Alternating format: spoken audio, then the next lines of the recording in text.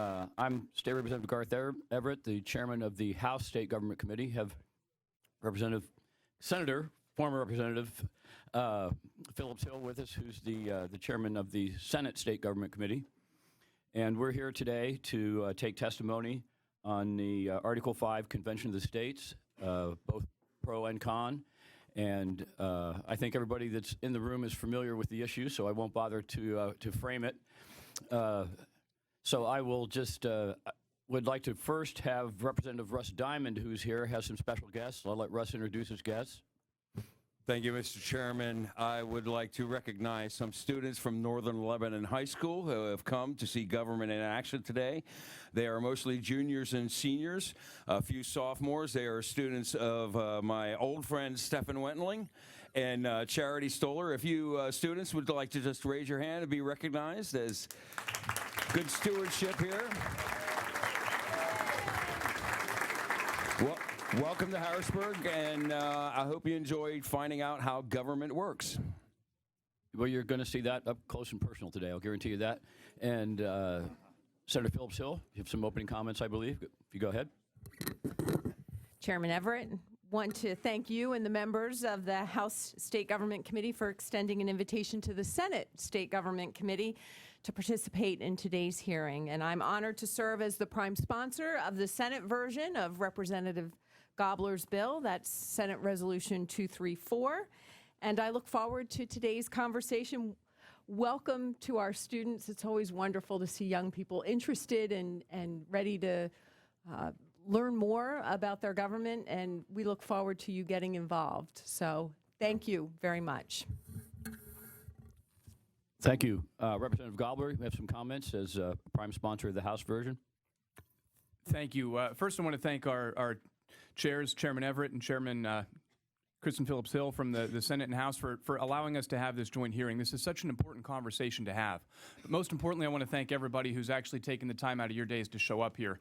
Regardless of which side of this resolution you're on, I know that our founding fathers would be happy to see what is happening here. We are having a discussion, an informed discussion about the proper bounds and limits of federal power in our state capitol. That is a great thing.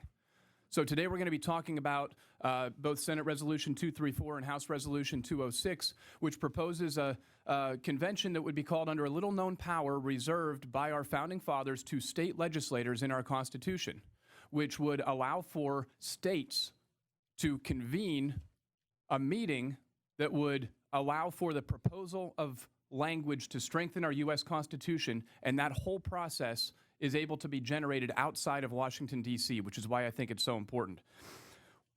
As state legislators, often I think we hear questions from our constituents, and sometimes people don't know the difference between a state representative and a congressman. But other times maybe they're more insightful than they know, because sometimes I do get questions from constituents that say, what are you going to do to fix that mess in Washington? And usually my response is, well, I work in Harrisburg, so there's a little bit of a limit there.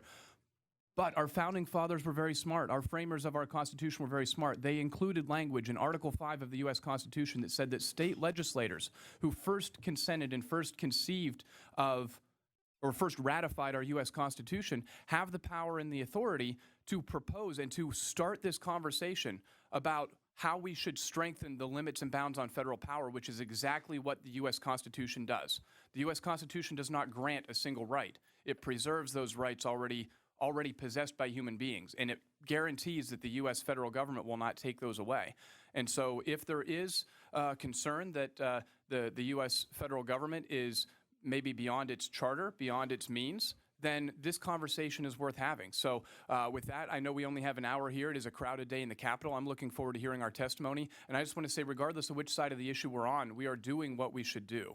And that is, we should have this conversation. We owe it to our constituents, we owe it to our fellow citizens, and we owe it to the framers of our Constitution who gave us an incredible document. And I'm looking forward to having this conversation. Thank you, Mr. Chairman.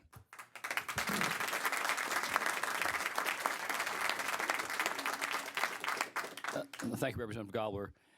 To start off, as I said, we'll have pro and con today, and we flipped a coin, and we're going to go con and pro, actually. So I believe our first testifier would be Mr. Andy Chevlet, and if you would jump up and grab a mic there and sort of introduce yourself. And I would encourage all our testifiers today to not read us your testimony. We've got that right here.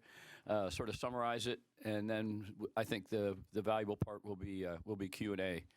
And I would point out that we had other panelists that were going to be on the con.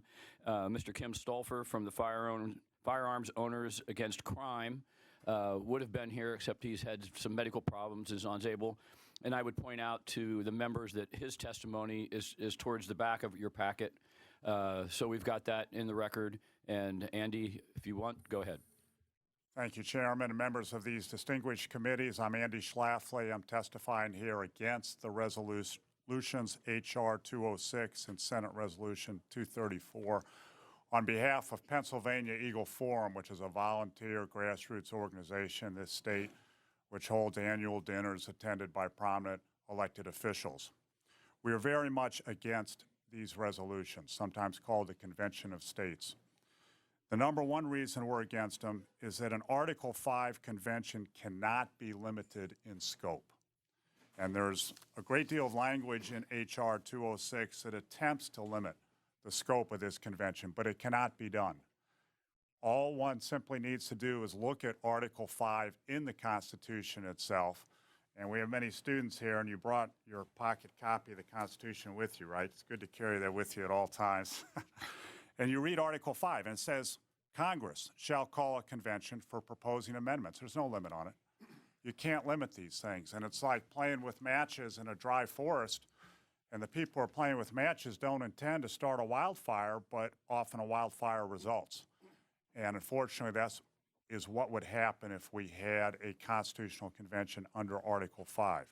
So the former Chief Justice of the United States, Warren Burger, no less authority than that, right at the top of the legal pyramid, said, quote, there is no effective way to limit or muzzle the actions of a constitutional convention. The convention could make its own rules and set its own agenda. And he goes on, I've put that in my written testimony, I don't need to read his entire quote. At the end, he says, a constitutional convention today would be a free-for-all for special interest groups, television coverage, and press speculation. My mother, Phyllis Schlafly, was always against an Article 5 constitutional convention, even though many of them were proposed by conservatives. She said it doesn't matter. It doesn't matter whether the motivation is conservative or liberal, it's a bad idea. And I looked recently at testimony she gave 30 years ago in Oregon, which is available on YouTube.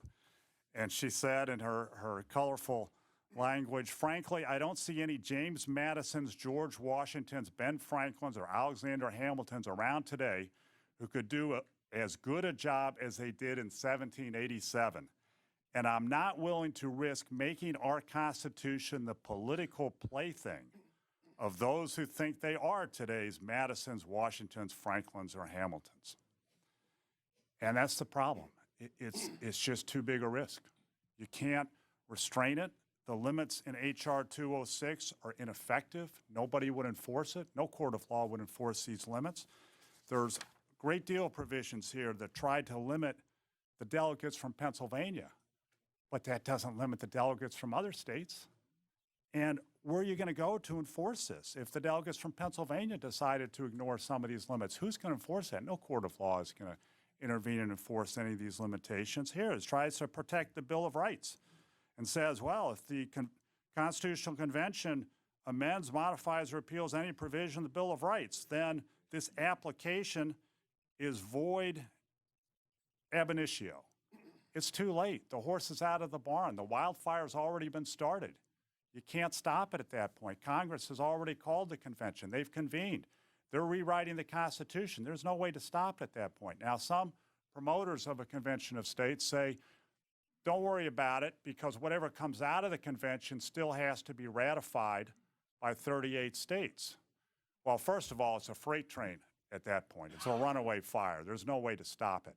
And if you look at how the 17th Amendment was ratified, which took power away from the state legislatures, there was so much momentum behind it that all the state legislatures rolled over immediately and passed that thing. Some virtually unanimously passed it, even though the 17th Amendment, which calls for direct election of senators, took power away from the state legislatures.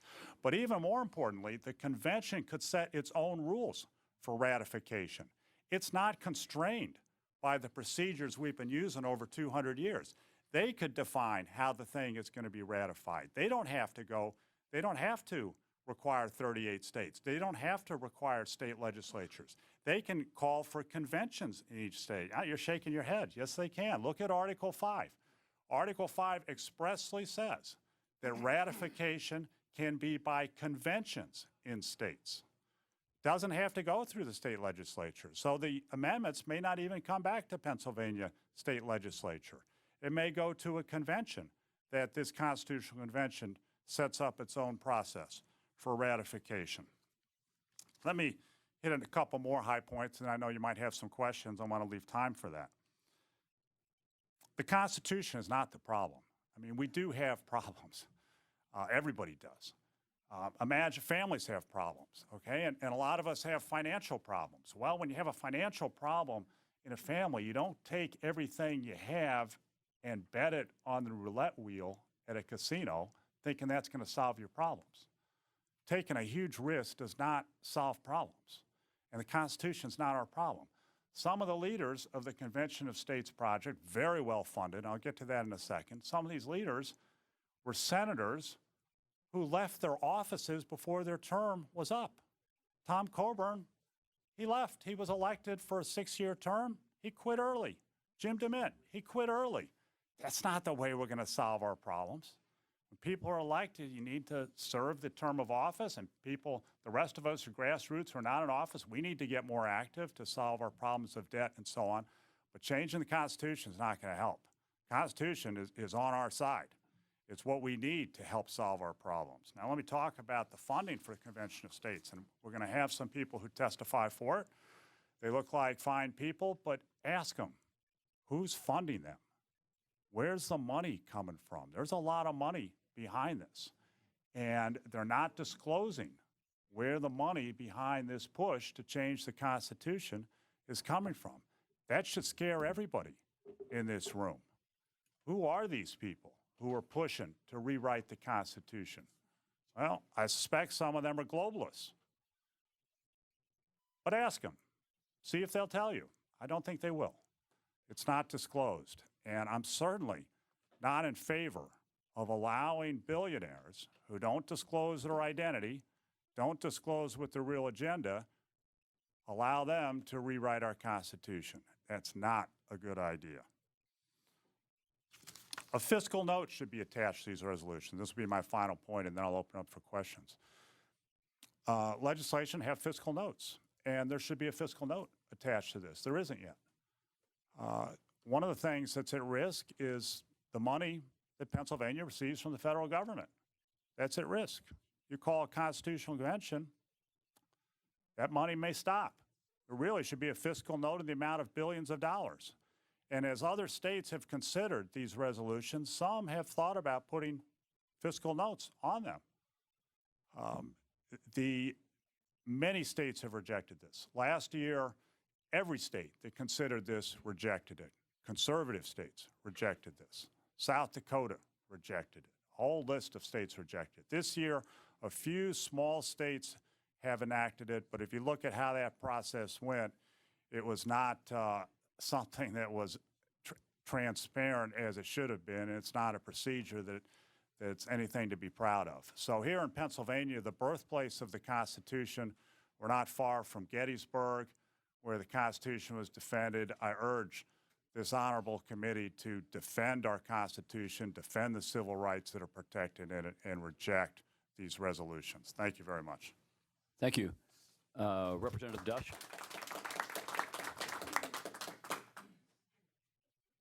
Thank you, Chairman. A couple things. You keep saying a constitutional convention, but this is not a constitutional convention. There's a distinction, and it is with a difference. It is a convention for the purpose of proposing amendments.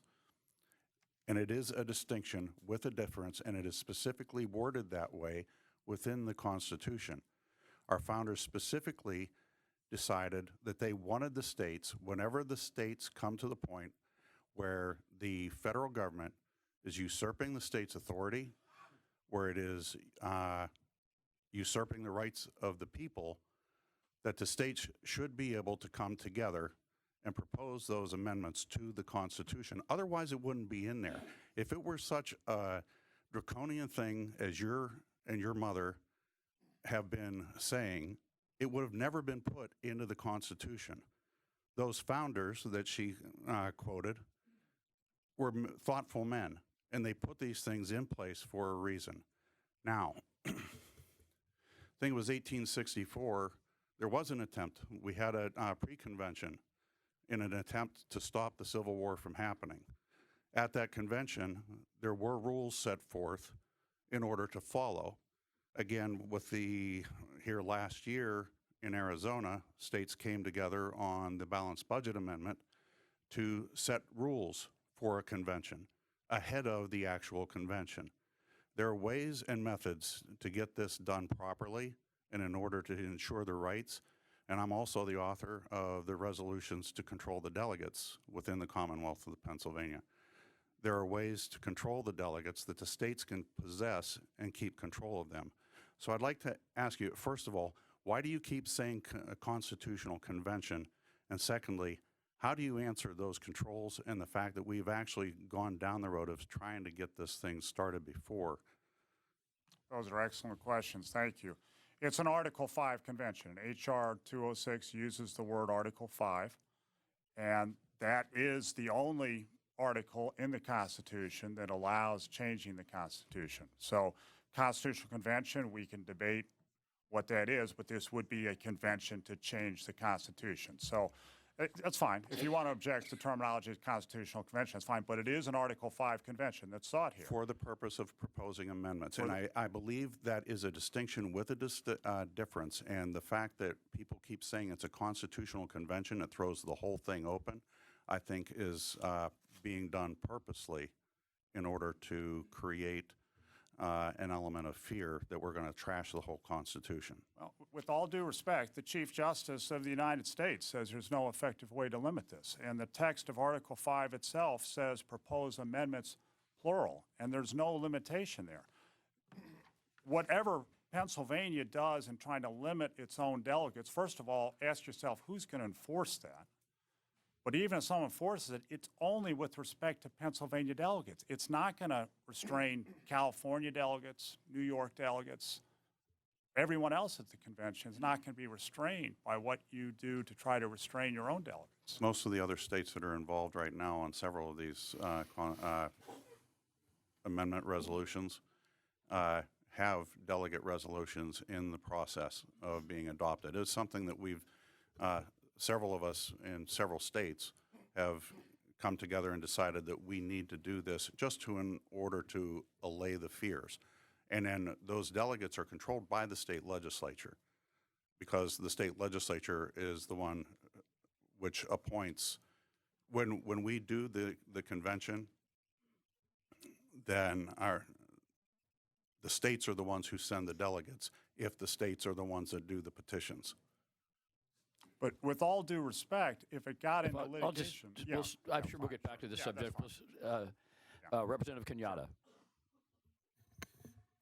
Thank you for being here and for your testimony.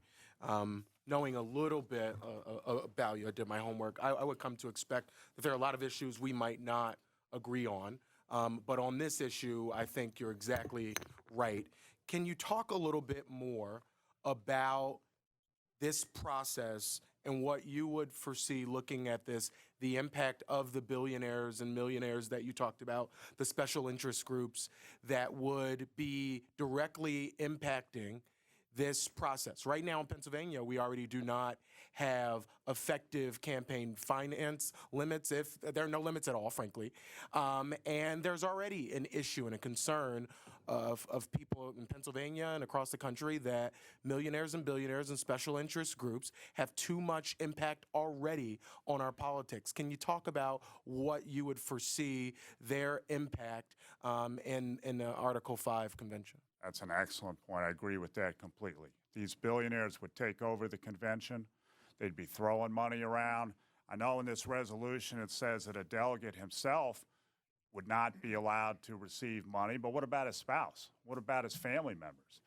I mean, these billionaires, they know how to get around the rules and regulations. And you'll see by the end of this hearing, we still won't know.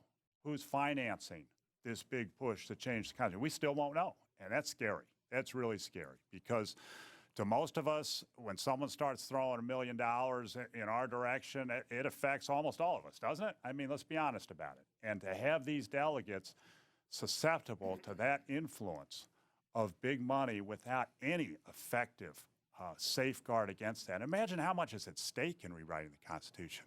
I mean, we spend billions of dollars on presidential election now, but to rewrite the Constitution, that's $1 trillion issue. Thank you. Representative Diamond. Thank you, Mr. Chairman. And thank you, sir, for your testimony. And I want to tell you, I was over here. Great fan of your mother's work. It's coming from up there. Well, it could be. I don't know. I've not been appointed to heaven yet, but we hope soon. I did want to just comment a little bit because in the past, I have led a popular movement to change government, and I've also been a supporter of a limited state constitutional convention, which I think can be limited, but I'm in agreement with you 100%. I'm not sure that this can be limited when you're talking about an Article 5 convention. I also wanted to comment a little bit. I see there's a sign in the back, and it says COS, Convention of States, at the top, and the first item on it is term limits. And I get that argue a lot of times where people say, oh, you guys need term limits. Here's the problem, and I will agree 100% with my good friend from Philadelphia who talked about the special interests who will be involved here. You could term limit us or congressmen all you want, but special interests don't have term limits. They never have term limits. They never go out of office. They never go out of power. And I think that when we talk about these issues that we want the quote-unquote Convention of States to address, I think we have to talk about them fully and about that they don't exist in a vacuum. And although it's a great talking point, we want term limits for congressmen. Yeah, but what's going to happen when a congressman is not strong enough to stand up to a special interest that does not have term limits? So I want to just tell you that I appreciate your comments, I appreciate your position, and I'm kind of leaning on your side here on this one. So thank you so much for your testimony, and God bless you. Thank you. And I just want to mention, you don't have term limits in Pennsylvania. That's a decision the legislature has made. You don't have term limits. And yet here's something, someone's going to call an Article 5 convention that is going to impose term limits. And what's the logic in that? And in fact, it says in here that they would limit the terms of office for its officials and for members of Congress. I'm not sure who its officials refers to. They're going to force the Pennsylvania legislature to have term limits when you've decided not to have term limits. That doesn't make any sense. Chairman Phillips-Hill. Mr. Schlafly, thank you so much for being here today. I appreciate your testimony very much. So at the risk of offending some of my colleagues, want to consider how much government is in our lives today. From the day we're born and we receive that government-issued birth certificate until the day that we die and our family members, our loved ones, receive a government-issued death certificate. Sometime after we die, time is determined by the National Institute of Standards and Technology. Government, not parents, decide where children go to school using government-established zip codes. Many occupations and functions require government licenses, certifications, when you marry, when you want to drive, when you want to hunt, when you want to fish, if you want to adopt a dog, you need a license. So permits are needed for new construction and new renovations. We could go on, right? And so all of this leads to some of the questions that I have. And given the amount of government involvement, some would say intrusion, depending on how you look at it. What do you believe is the best way to address the size, scope, and breadth of government? An excellent question, and it's a big problem. I mean, I agree with everything you're saying. These are big problems, but I think the Constitution's on our side in addressing problems. So that's where I guess I differ with the people who are pushing these resolutions. And then I see the Constitution as our friend to solve the problems that we have and to solve the intrusions of life. We've got the Fourth Amendment, for example, that stands there to protect against unauthorized searches and seizures. We've got the 14th Amendment. And by the way, this this concurrent resolution doesn't say anything about protecting the 14th Amendment. It says protect the Bill of Rights, but it doesn't say protecting the other things. There are other things the Constitution protects us too, a right to a jury trial. That's in the Constitution itself for certain crimes. So the Constitution is really on our side for our liberties. And so I would use the Constitution more rather than talk about changing it. So do you think, or don't you think, that amending the Constitution is a better way to define the role of government? I think specific amendments that we can agree on should be proposed and considered, just the amendment itself, without throwing the whole thing open to a convention to do whatever mischief they want to do, or they might end up. They may start out with good intentions, but who knows where that thing is going to end up. So I'm fine with specific proposed amendments. An amendment to protect our liberties more than they are protected would be fine. So you do support amending the Constitution, and those amendments, how would you recommend pursuing those changes? With the process that we've used over the years, where it's a specific amendment so we know exactly what we're talking about, and that amendment is then added to the Constitution rather than a convention to consider undefined amendments, plural. Very good. Thank you very much. Chairman, thank you. You betcha, Chairman. And we have about 2 minutes left, so Representative Hohenstein, if you want to try to get your comment or question in 2 minutes, go for it. Thank you, Mr. Chair. I will try. I just want to ask you about process. So you're talking about how if we implement or invoke Article 5, there's certain barn doors that can't be closed afterward, basically, right? Right. What exactly are you talking about with that? Because they are trying to structure this particular resolution, and the plan does seem to have a particular list of very specific amendments that are considered. Why is it that you are afraid that this is going to be something that goes beyond the stated scope? And can it be controlled? Yeah, I mean, it seems to be there. I'm wondering what the mechanism is going to be to control it, or what's the lack of a mechanism that you see. Right, and I sympathize with the question. It's an excellent question. It's frustrating, isn't it? I mean, it's frustrating. But Article 5 says that the process is to apply to Congress, and then Congress calls a convention, and then the convention can propose amendments, plural, anything they want. So that is the three-step process. So it cannot be controlled. I mean, there's some things you just can't control it. And playing with matches in a dry forest, you just can't control it. You look at the laws. It's not like it's okay to play with matches in a dry forest if you make sure there's like, a water hose nearby, or there's some grassland. You just can't do it. Don't play with matches in a dry forest. But it does seem like it's designed to come back to us at some point. Why wouldn't it? It isn't, though, because they can bypass the legislatures with the amendments. They can set their own process. And in fact, that is what the glorious Constitutional Convention 1787 did, didn't it? It set its own process for ratification. The Articles of Confederation required unanimous consent. The Constitutional Convention 1787 set their own process. So this convention could set its own process. And with so much at stake, they probably would, wouldn't they? Thank you. And we were sticking on time here, so I appreciate your presentation and your Q&A. I know there's a couple members that didn't get to ask questions. I'm sure that they'll get to direct those questions, slightly different angle. Yes. On the pro side. So thank you very much. Thank you so much, Mr. Chairman and members of the committee. Okay, next we have Mr. Mark Meckler and Mr. Steve Davies from the Convention of States Organization. You're both going to come up, or? Okay. I mean, you both can come up and sit if you want, or however you want to do it. There's 2 mics up there, however you want to do it.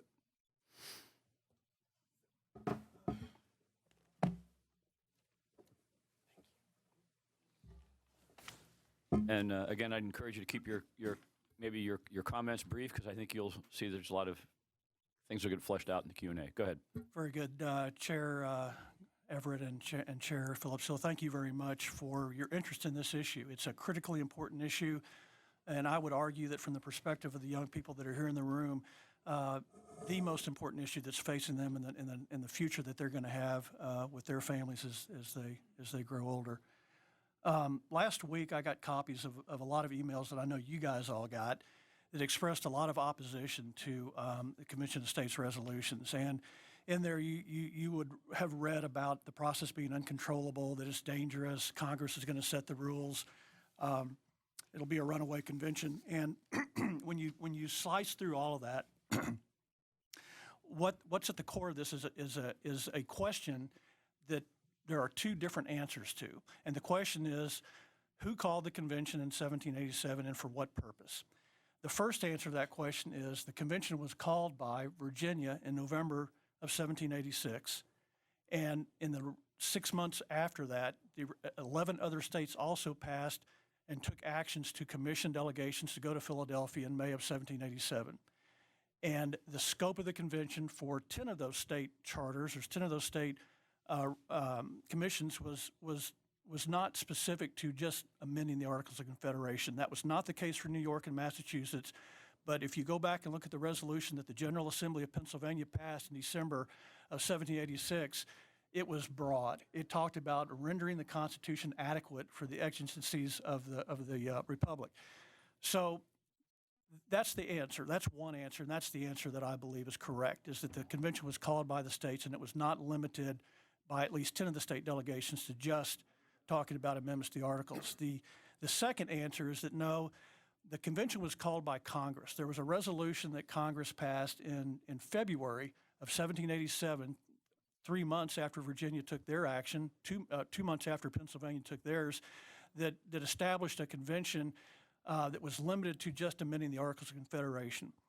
So this debate fundamentally hinges around what you believe is the answer to that question.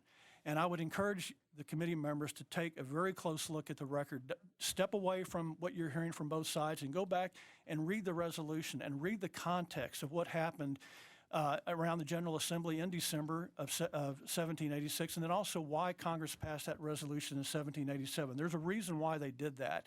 And it's not because they were necessarily trying to call the convention. It was really an endorsement, but there were other reasons why they took that action. So the convention was convened for 4 months in 1787. And the convention was fundamentally a conversation. It was a serious adult conversation about what to do about a big problem that we were having with respect to how the states were organized in a governance structure that benefited everyone. They met for 4 months, and the work products that came out of the convention were the Constitution, there was a ratification and transition plan, and then there was a letter signed by George Washington that transmitted everything to Congress. And when they were done with that, they all went home. Nothing changed. The Articles of Confederation were still in full force and effect and remained so for another 9 months. So it was up to the states to take an action. That's what changed the form of government we had. The convention didn't change anything. They wrote some stuff down on paper, but then they were done and they went home. And so the notion that the convention in 1787 ignored their charter and ran away and did whatever they wanted, new ratification process, that's just not the case. And again, I encourage you to read the record and take a look at what actually happened. The next step that Pennsylvania took, it was in September 28th and 29th of 1787. The General Assembly at the time was a single-chamber General Assembly. There were 69 members. There were 2 resolutions that were passed in late September that established the ratification convention in Pennsylvania. The thing that's interesting about that is Pennsylvania was the first large state to deal with ratifying the Constitution. And I will tell you, if you go back and take a look at the record, and it's fascinating, we have a fascinating history in the state. There was intense opposition to the Constitution. There was bitter opposition across the Commonwealth, predominantly west of the Susquehanna, east of the Susquehanna, a little bit different view, kind of like today, I think. And so there was a massive debate about this thing. After the resolutions were passed, there was a minority opinion that was written by the members that objected to a ratification of the convention. And what's interesting about that is that document was the basis and informed the ratification debates in other states. And the reason why we have a Bill of Rights today is because of those ratification discussions, and all that was preceded by a group of men here in Pennsylvania that had an objection and itemized it and sent it out. So again, Pennsylvania is at the point of the spear for all this stuff, and it's a fascinating read, and I encourage you to take a look at it when you get a chance. The ratification convention here in Pennsylvania convened from mid-November to mid-December of 1787. The opposition was bitter. It continued on even after the convention voted for the resolution. There was a big riot in Carlisle. The proponents wanted to have a parade. The antis took it over, and a lot of people got thrown in jail. So, I mean, it's fascinating what went on around this thing. In the state, in this state, and you can drive around and see the names and places where a lot of these things happen.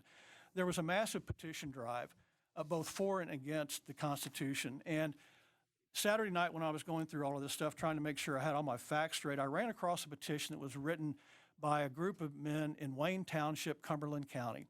And it's attachment D to my testimony. And in flipping through this thing, they listed the reasons why they thought that the Constitution should be ratified. And one of the things that they said was the proposed federal Constitution cannot be very dangerous while the legislatures of the different states possess the power of calling a convention, appointing the delegates, and instructing them in the articles they wish altered or abolished. I have asked on social media numerous times what was the intent of the framers when they wrote the words, a convention for proposing amendments, and it's difficult to get an answer to that. But 31 men in Wayne Township, Cumberland County, had it exactly right. You guys call the convention, you guys select the delegates, and you tell them what you want changed in the Constitution. That's what Article 5 is all about. And it was very clear to them back then, and it should be very clear to us right now. The people that don't understand that in many cases will say another 4 words in the Constitution shall not be infringed. We know exactly what the framers meant by that. Well, I would submit we also know exactly what the framers meant by a convention to propose amendments. So it appears to me or occurs to me now that what you have are people that are trying to rewrite Article 5 of the Constitution kind of real time. That's what's going on with all these emails and things that you guys are getting. And the sad part of it is the same thing has been happening for the last 100 years to the rest of the Constitution. Because of amnesia, because of apathy, because of judicial activism, significant portions of the document have been effectively rewritten. And what I believe what needs to happen is the same thing that happened in 1787. We need to have an adult national conversation about what to do about a big problem we have in Washington, D.C. And that conversation starts here in this hearing room. It starts on the floor here in this Capitol building and in the other Capitol buildings across the nation. It's a discussion we have got to have and not just kick the can down the road to these young people for them to deal with it in 20, 30, 40 years. The final comment I'll make is that there were more signers of the Declaration of Independence and the Constitution from Pennsylvania than any other state. There were 69 members of the General Assembly at that point in time, and there were 69 members of the Ratification Convention.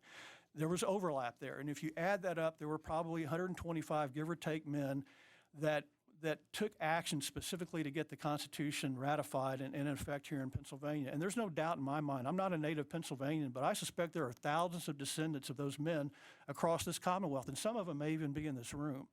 So I urge you to think very seriously about this issue and about the role that this committee and this body needs to play.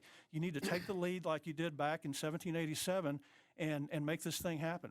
So that's it. I'll take any questions.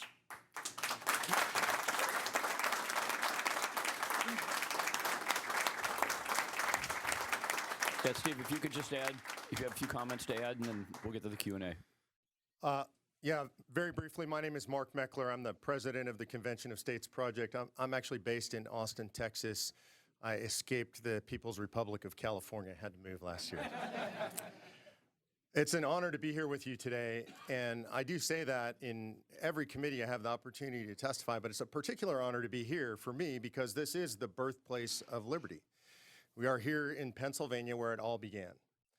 And we are here because we aim to save this experiment, this incredible, unique experiment of a republic that was given to us. Dr. Franklin famously stated when asked what the people had been given, he said, a republic, if you can keep it. And when he said you, he didn't mean the elite. He didn't mean politicians in a city far away. He meant you, specifically you. He meant us. But specifically, he meant you sitting here before me today. There's something very unique about your role in our system of governance. I travel all over the country. I ask state legislators this question regularly. I ask, what is your role in the United States federal government? And I'll tell you, the answer that I most often get from state legislators is a blank stare. And after you take your oath of office and you come here for your orientation and they show you where the restrooms are and the cafeteria and the caucus rooms, nobody tells you what your role is in the United States federal government. I've never met a state legislator that's been taught this. And the answer is you actually have the singular, most important, most powerful role of anybody in the United States government. Now, if that sounds like hyperbole, I'm going to back it up. I'm going to remove that for you because you are the only people in our entire system of governance that actually possess the power to call a convention, to propose amendments, and to ratify amendments, thereby changing the structure of our system of governance. The president doesn't have that power. Congress wasn't given that power. The courts, though they sometimes usurp that power, were never intended to have that power, but you were given that power. It's a question I've asked myself many times. Why? Why you, of all people? And again, when I say you, I'm referring to you specifically sitting here in this room. Why were you given that power? And I think if you look at our history, the answer is fairly obvious. Because the men who crafted this Constitution were you. They sat in your seats. They sat in state legislatures. They sat on city councils and county boards. They knew government close to the American people, and they designed a system with a fail-safe that involved you because they knew you would be close to the American people. Did they think that you would be better than the folks in the federal government? No. Did they think that people were going to be perfect at the state level? Absolutely not. But did they prefer government close to the people? Of course, they absolutely did. And the entire system of governance was designed to put the ultimate power in your hands. Why? Because they predicted the future. Not because they had a crystal ball, but because they understood human nature. And they understood that when you centralize power, power will always accrete power to itself. That's human nature for all of human history. It didn't begin with Washington, D.C., and it doesn't end there. Human beings, when they have power, they bring more power to themselves. And they knew that the central government would become more and more powerful, and they had to create a mechanism whereby you, on behalf of the American people, could take that power away. You know, in that room in Philadelphia and in that steamy summer on September 15th, 2 days before the end of the convention, September 15th, 1787, Colonel George Mason stood and he addressed the men that were assembled in that room. I want you to imagine yourselves, I mean, you heard the story. It's hot, it's steamy, the windows are boarded up, they don't have air conditioning. They're ready to go home. It's 2 days before the end of convention. And Mason says, we have a terrible problem with the document we've drafted. We've given the power to the federal government to propose amendments, but we've not given the same power to the people acting through the states. And then he asked a question, and I think that question has to be asked today. Are we so naive that we believe that a federal government that becomes a tyranny will propose amendments to restrain its own tyranny? Yeah, I hear people chuckle. I see people up there smile. I'm pretty sure that we don't have videotape that they laughed and smiled, probably slapped their foreheads there in 1787.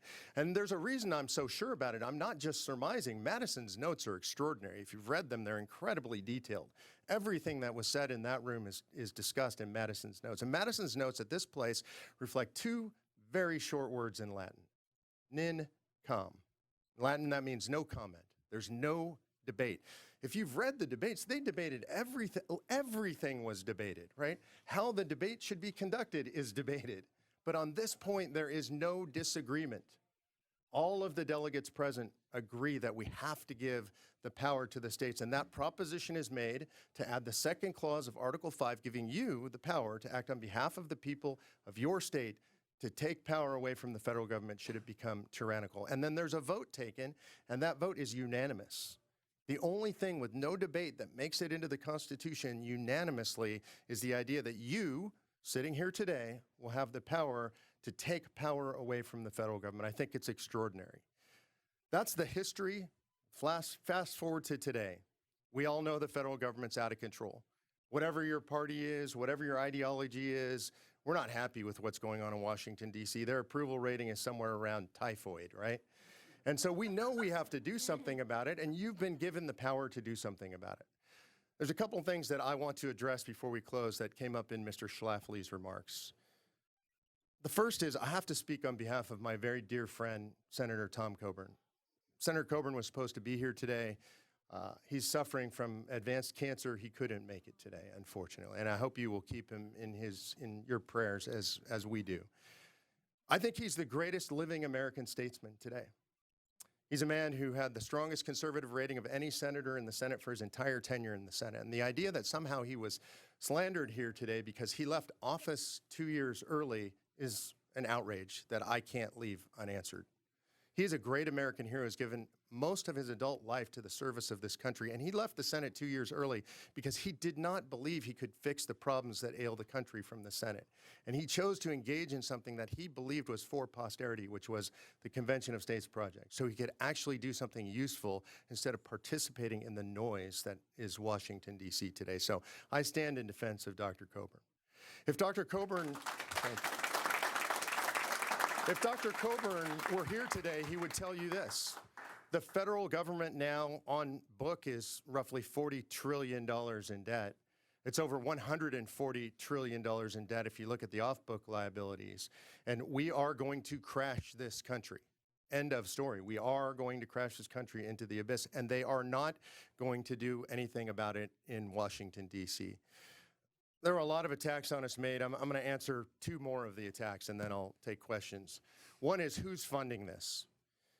Any of you at any time are welcome to visit our very fancy corporate offices in my house in Texas, in my personal home office off the kitchen, where all the billionaires apparently come visit me. It's an outrage and a slander. And this kind of slanderous politics takes this discussion to some place it should not go, which is, frankly, it's just slander and innuendo. It's gutter politics. And I don't believe in it. I'm not going to challenge what Andy's motivations are. I think Mr. Schlafly's motivations are pure and good.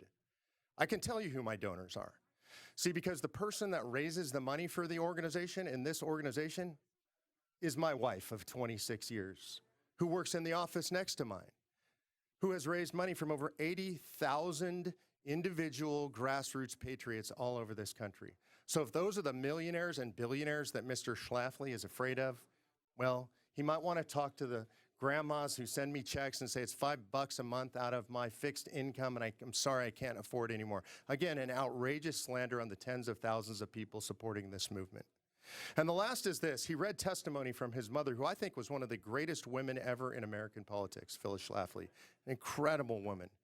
She said something very wrong and I think very demeaning to the people of this country in the testimony he read, that there are no Madisons and Adams and Washingtons. That is a lie. I travel this country. I've been in 47 states in the last 2 years. I meet them everywhere I go. Sometimes they're a checker in a grocery store. Sometimes they're a fireman. Sometimes they're a scholar at a university. Often, they're sitting in committees like this all over the country. The people I've met, I'd put them in a room with the founders any day. And by the way, I would include Mrs. Schlafly among them, were she still alive. And so I think it's outrageous and offensive to say that we, the American people, can no longer handle our own government. I believe we can. I believe in the American people. Thank you.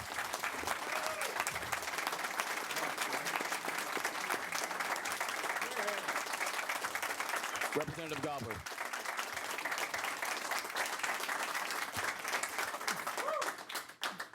Thank you so much. I wish we did have 6 hours for this testimony, but unfortunately we only have 10 minutes left, so I'm going to be quick. I've got 4 questions. I'm going to ask one. I wanted to ask something that I think goes to the core of the question as to, are we playing with fire? Because the argument as it goes is a convention cannot be limited, the opposition argument. So if a convention cannot be limited, then the subject matter of an application, which is what H.R. 206 and S.R. 243 are applications to Congress, then the subject matter of those applications don't matter. And in that case, we already have, I believe on the books, over 12,000 applications that have been sent to Congress on different specific little subjects over the years. So my question is, if the subject matter of an application doesn't matter, then why don't we already have a convention? Yeah, I think that's a fantastic question. It goes to the heart of the matter. The actual number of official applications to Congress for a convention of states is in excess of 400, is the number that have actually been submitted. 12,000 proposed, 400 sent. 400 actually, yep. And so I just wanted to clarify that because those are the ones that have been submitted, and Congress gets to look at those and decide if we have a convention.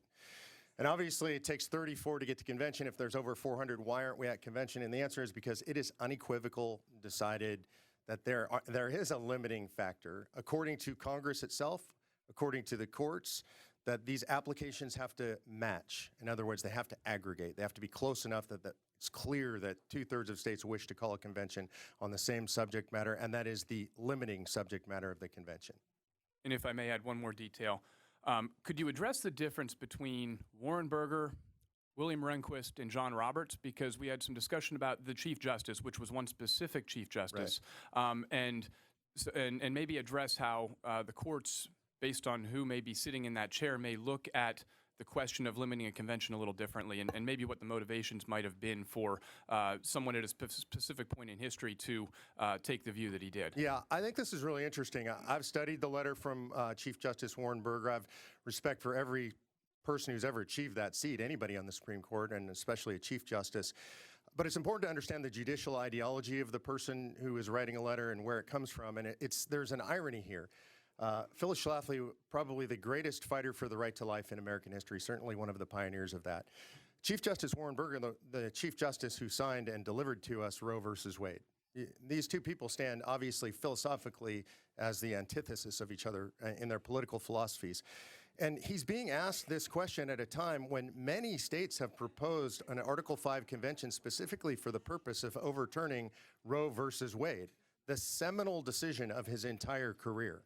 And he is asked, what do you think about the idea of a convention? Well, he is going to protect the legacy rationally of his own court and say, that would be a terrible idea. Why would we want to hold a convention? So I think it's important. Context is important here. And so to me, that letter from what I would consider one of the most wildly progressive, interpretationalist jurists ever to sit on the Supreme Court, I think we should look at who it comes from, and I think it tells us the truth about his opinion. Thank you. Representative Webster.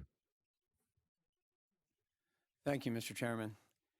I'm going to say a couple of words, and I'm very nervous or uncomfortable with the idea, but I'm going to express maybe some political philosophy here, because the idea in front of us is that we would be voting for a convention, and I know there's a list of some things against the wall there, without having really agreed on the political philosophy of those things themselves. And term limits is one of those. So, we're 88 plus 22 to get to my house, so I do the math on that. And I won't do math in public, but that's how far we are from Independence Hall. And they didn't set term limits. So if you're going to go through the political philosophy of that, I happen to think that Chairman Everett is the best guy in the room. I'm going to vote for him. And 2 years from now, I'm going to vote for him. And 2 years after that, you're going to tell me I can't vote for the best guy in the room. So I can't vote for him. I got to vote for somebody else. We haven't, in Pennsylvania, determined that we want term limits. Why would we create a delegation in Washington to enforce something we're not clear on from a political philosophy? I think the same thing's true about whether it's a federal control of an issue, like the environment or gun control or opioid epidemic or housing crisis or all those, the budget and the debt.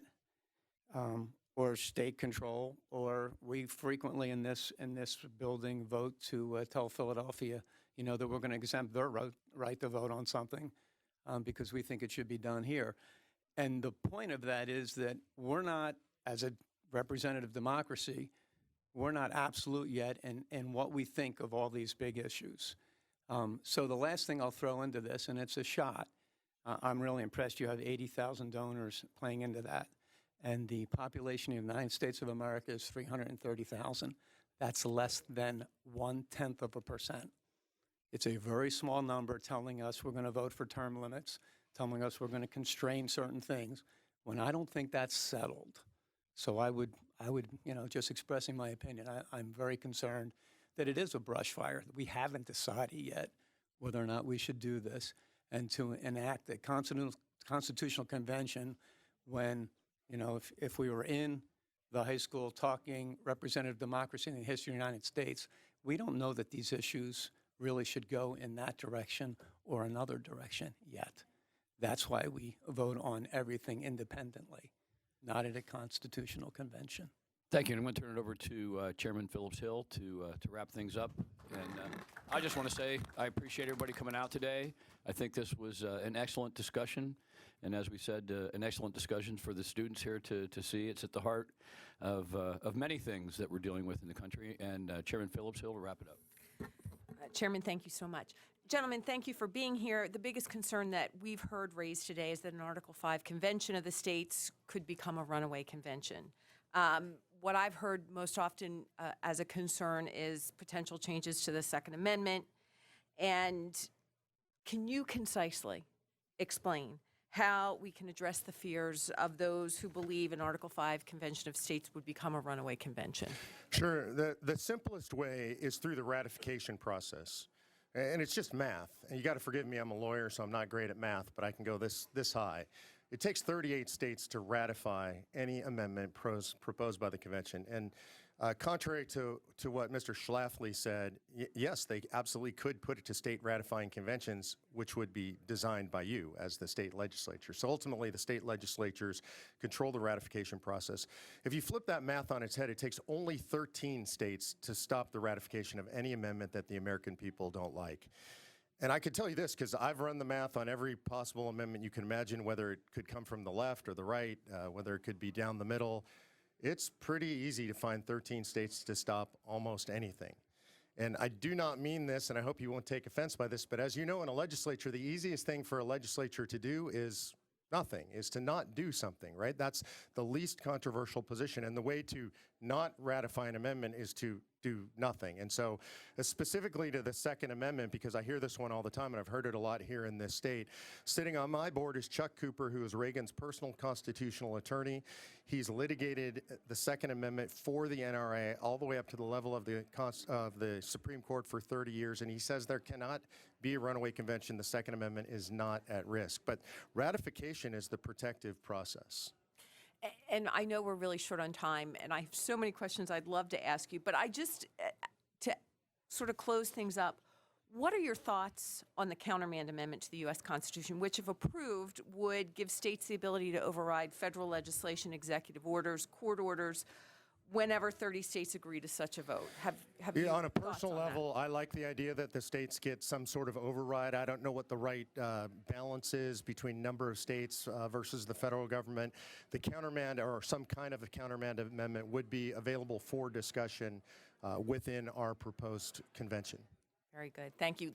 Once again, Chairman Everett, thank you so much for the opportunity to participate in today's hearing. We've heard a lot of really good information today. We've received a copious amount of information in the hearing packet. I think it's about 130 pages. I'm looking forward to reviewing all of the information and continuing the conversation. To everyone who's here today, it's really wonderful to see a packed hearing room. We really appreciate your interest in our state government. So thank you very much. Thank you. Thank you. Thank you, sir. I appreciate that.